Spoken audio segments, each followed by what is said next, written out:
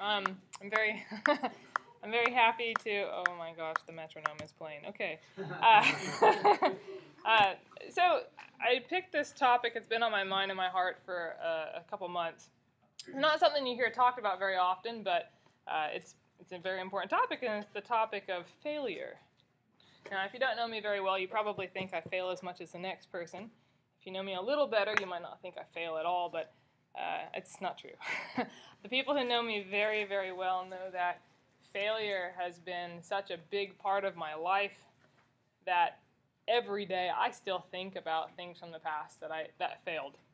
And it haunts me even years and years later. And so this summer in particular, God really worked in my life to help me revisit the issue of failure and figure out how do I respond to it best. So I broke this talk into two parts. One part is why do we fail, and then what do we do when we fail. So reason number one, and this is not exhaustive, but I came up with 7 reasons. Sometimes we fail because failure is a natural part of learning. I have 2 toddlers, so it's a little obvious to me.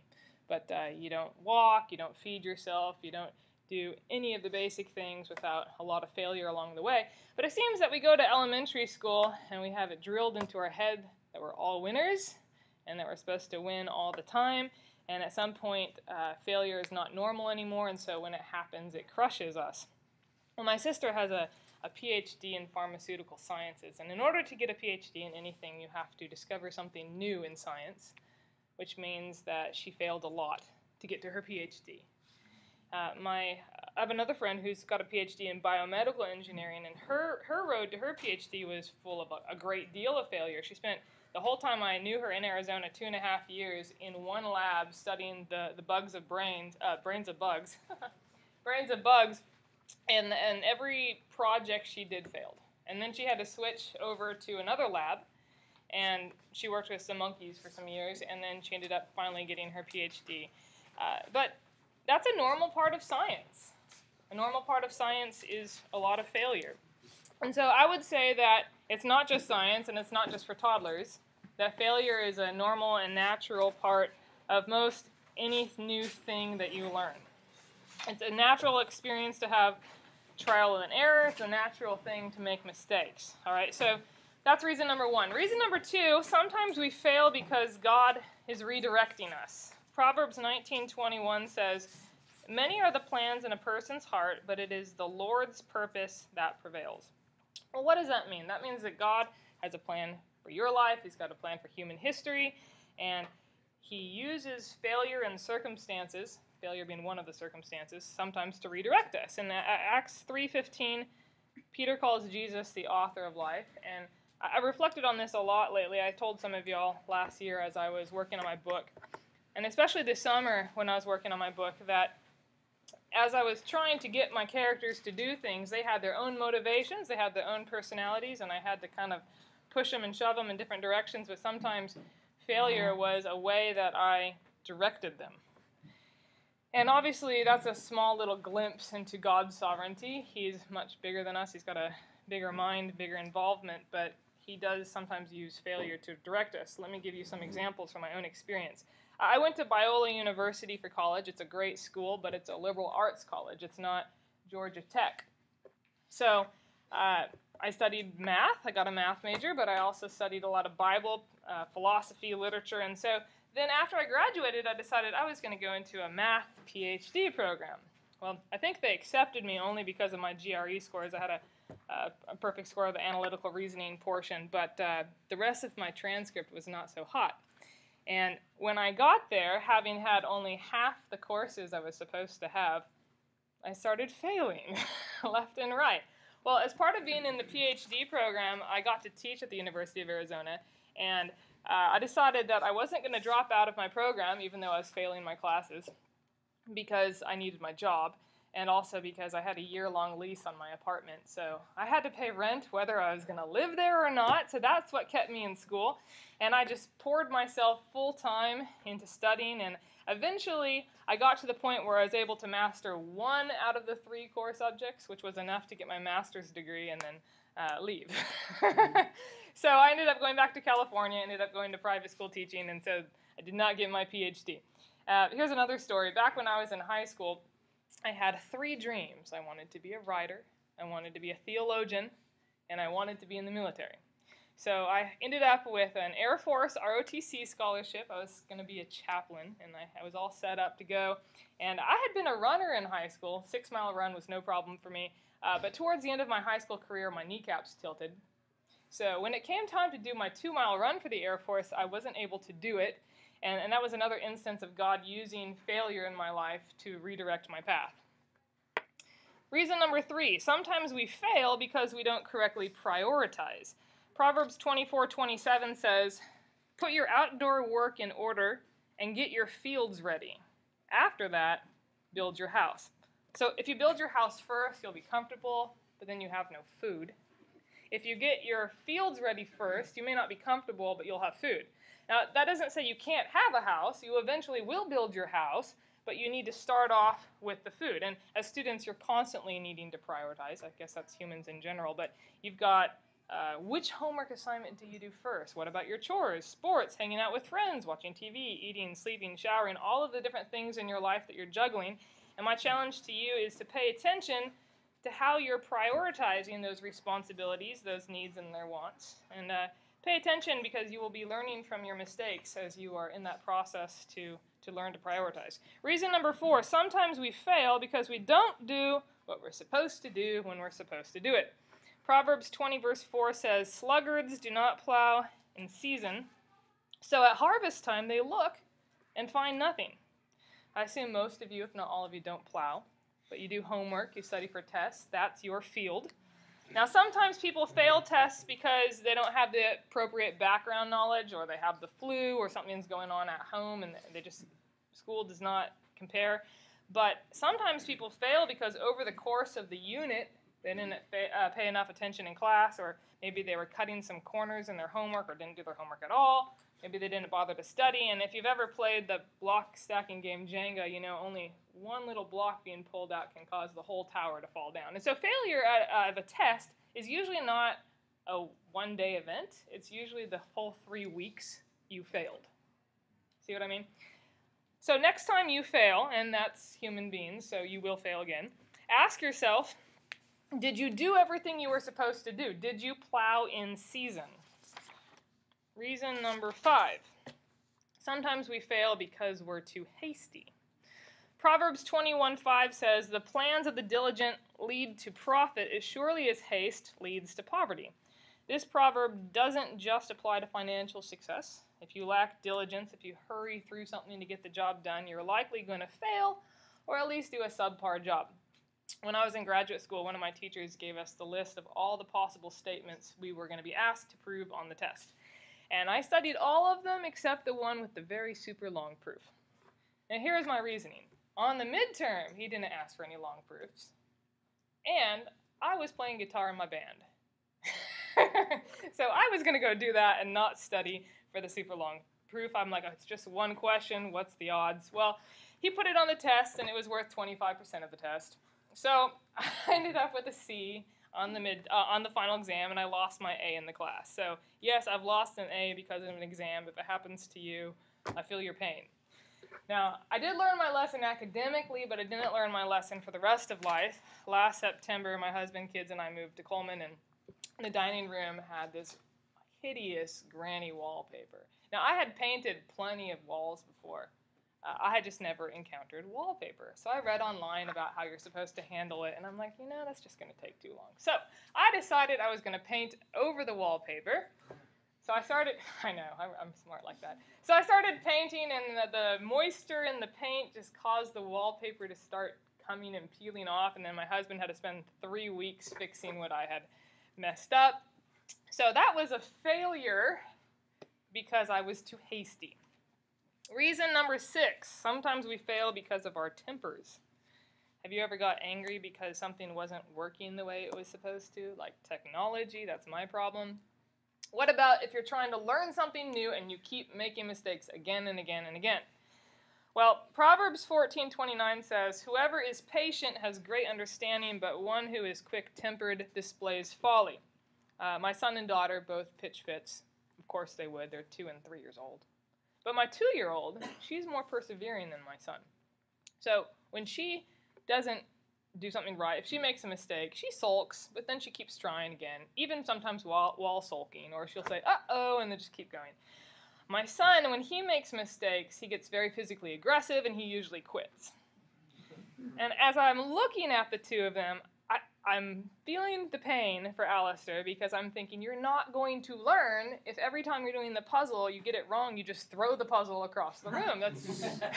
But really, that's how he deals with his problems right now. And so at least when I see that every day, it reminds me not to do that. But some of you still do that. Maybe not throwing the puzzle, but you get mad because you didn't do something right the first time, and then you get sulky, and then you feel like, oh, I can't do this. So, I'm sure you've been there. Reason number 7, sometimes we fail because we don't seek advice as we should. Proverbs 20, verse 18 says, plans are established by seeking advice, so if you wage war, obtain guidance. God made us to live in community with each other. First and foremost, we are to lean on God, but we are also to lean on each other for guidance, and we have language for a reason. But most of us, at some point in our lives, particularly teenagers, want to prove we can do things on our own and that we know better than everybody else. But unfortunately, our wisdom as one person is very limited. So if you're going to take on anything big in your life, you really want to seek advice. One website I looked up said that the top decisions you make in your life include your college, which one you go to, what your major will be, your career path, whether or not you go to graduate school, where you decide to live and whether you decide to buy or rent, who you date, who you marry, whether or not you have kids, how you know it's time to quit something. All of these huge decisions you want to seek advice for. And if you can seek advice beyond even the huge decisions, that's awesome. Okay, so now, the second part, how to respond to failure. That's the hard part. First, when you fail, you want to ask yourself, why did I fail? So I just described 7 reasons, and one obvious one that I skipped, although you could argue that some of those fall into this category, is that of moral failure. But you go to church, you go to chapel, you go to Bible class, and I'm sure you hear about moral failure a great deal. We're all sinners. Moral failure is a normal big part of our lives. And so the Bible tells us how to handle it. We repent, and we go and sin no more. So if you fail because of sin, then handle it as a sin issue. If you fail for any other reason, then ask, is God using this failure to redirect me? Is God using this failure to make me stronger? Am I supposed to learn something from this? Do I just get up and try again? And some reflection is warranted after you fail. And understanding why you fail is important because you don't want to do it again. If you failed because of wrong priorities or lack of counsel or poor choices, you want to ask God to empower you not to make the same foolish mistakes again. Now, before I continue, let me say this. It's very easy to misinterpret our own lives. Proverbs 21:2 says, a person may think their own ways are right, but the Lord weighs the heart. And Proverbs 16:2 says, all a person's ways seem pure to them, but motives are weighed by the Lord. So make sure you approach the process of self-examination with a great deal of humility and ask God to reveal to you if there's anything that you can't see with regard to your failure. And for the sake of this talk, I did break up the reasons we failed into categories, but the reality is most of the time when we fail, it's a complex blending of reasons, right? So you'll need the Holy Spirit to guide you through the process of trying to figure out what happened, why did I fail? All right, so second thing you do. When you fail, don't conclude that you yourself are a failure. Now, I know that sounds like a shock because, of course, who would do that? That's illogical. But most of us emotionally at least do that. We fail, we take it personally, we think somehow there's something wrong with us beyond the fact that we're a human. and then we end up making silly resolutions. We decide, for instance, if a relationship fails, I'll never love again. We have these grand things. I'm never going to try that again because I failed at it. Or I'll never be good at this. I have people tell me quite regularly, I'm not a math person. I'm not good at math. I'll never be able to understand this. And from what I've seen of brain research, brains can change. You can get better at things. You don't know what you're capable of. You're fearfully and wonderfully made, and to fail once or twice or even a few times or even several times and conclude that you yourself are a failure because you failed at something is illogical. Now, you read any inspirational book, and you'll find that the person in the account will have encountered setback after setback, and that's what makes it an inspirational book, right? And so you want to be that type of person. You don't want to hit the setbacks and sulk and mope and give up, because that won't be a good book. So you have to respond to the failure with courage, not by trying to exert control. When we fail, our initial response sometimes is denial. We usually go through a grieving process. We go through denial. Maybe we go through some anger. We go through blaming other people. And when we try to make resolutions about how the future will be, sometimes we are so desperate to be in control that we burn future bridges just to feel like we're in control. And that's not control. That's not courage. That's stupid. Okay. Now, here's a third thing to do when you fail. Put on a positive attitude. Proverbs 17:22 says, "A cheerful heart is good medicine, but a broken spirit saps a person's strength." If you want to move on from a failure, if you want to live to see success, you need a cheerful heart, not a broken spirit. And where are you supposed to come up with that cheerful heart? Well, first of all emotions are valid. What you feel is what you feel. There's no right or wrong emotion, but some emotions are harder to bear than others, and some emotions can make us very vulnerable to temptations.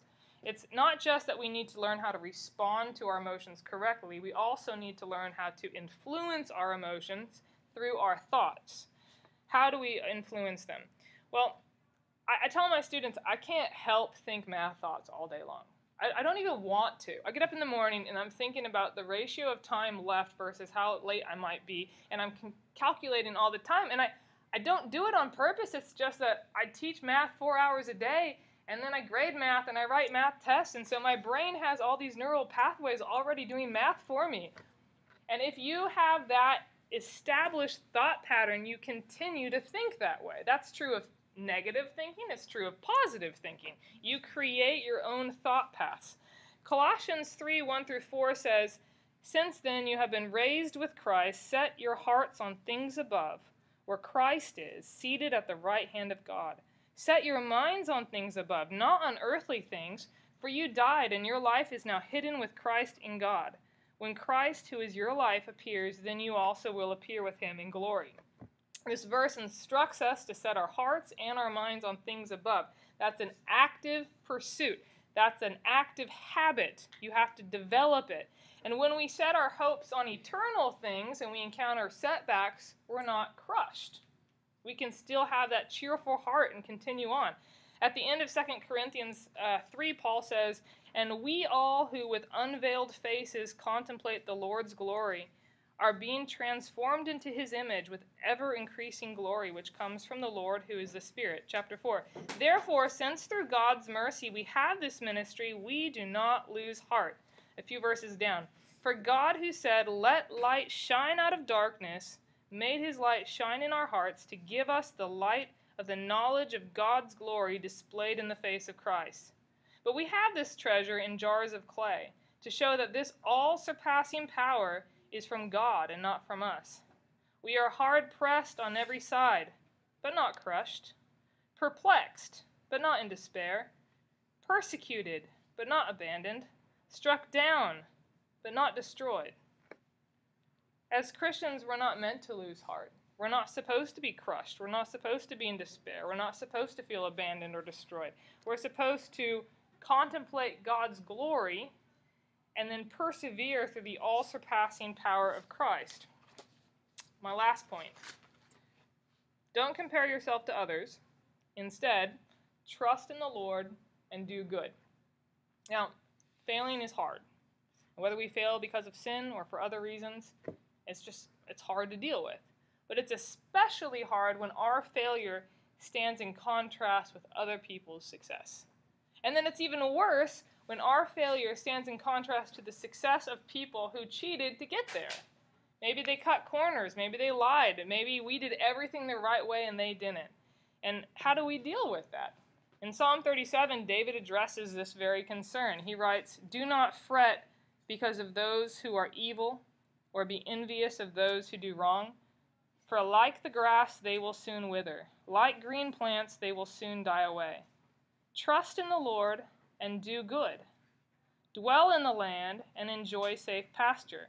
Take delight in the Lord, and he will give you the desires of your heart. Commit your way to the Lord. Trust in him, and he will do this. He will make your righteous reward shine like the dawn, your vindication like the noonday sun." Notice in the middle of the quote, he said, "Trust in the Lord and do good." This is the advice I give to myself regularly when I'm emotionally too confused to see my way forward, especially when I deal with a setback or a failure or a negative circumstance. I start with, how do I trust in the Lord and do good? But what do I do now that trust in the Lord and do good? I meditate on that and remind myself of that. So now for the summary. Failure is a natural part of life. Sometimes it's caused by sin, sometimes other factors. We should not be surprised if we're making mistakes. We should not be surprised if we encounter setbacks. We should not be surprised if we experience failure. In fact, if we're not, we might ask ourselves, are we even doing anything? Because if you're going to get good at anything worth getting good at, it's going to be hard.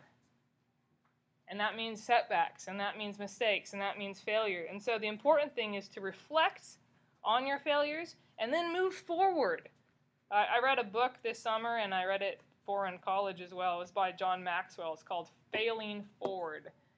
Instead of falling forward, failing forward. So you can fail, and you can fail backwards and regress, or you can fail and fail forward. You can move on. You have to build on the lessons you've accomplished. You have to continue to do good in the midst of it in every way you can, and you have to trust that God will lead you to accomplish his good purpose in your life and through your life, even though you experience failure. And that's it.